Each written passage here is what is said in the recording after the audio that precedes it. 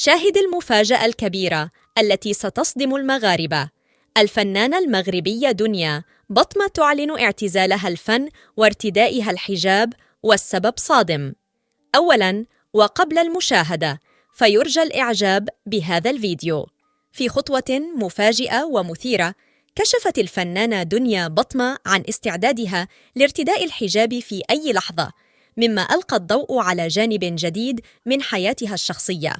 يتساءل الجمهور والمعجبون عن دوافع هذا القرار، وكيف سيؤثر على مسارها الفني والحياة العامة، بينما أكدت بطمة أنها قد تقرر ارتداء الحجاب في أي لحظة.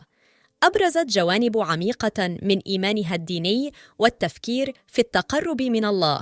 تظهر هذه الخطوة كخطوة جريئة وشخصية، حيث تضع قيمها الروحية في مقدمة اهتماماتها.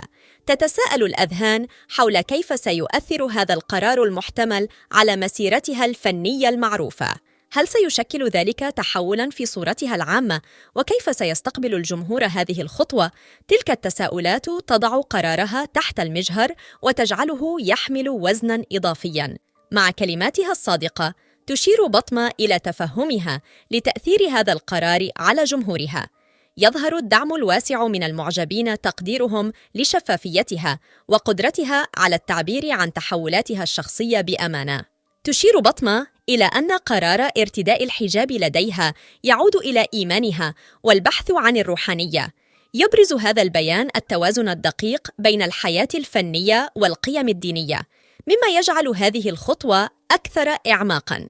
هذا القرار المحتمل يضع بطمة في مواجهة تحديات جديدة، ولكنه يبرز أيضاً استعدادها للتطور وتقديم رسالة تتحدث عن النضج الشخصي والتفكير العميق في قضايا الحياة والإيمان.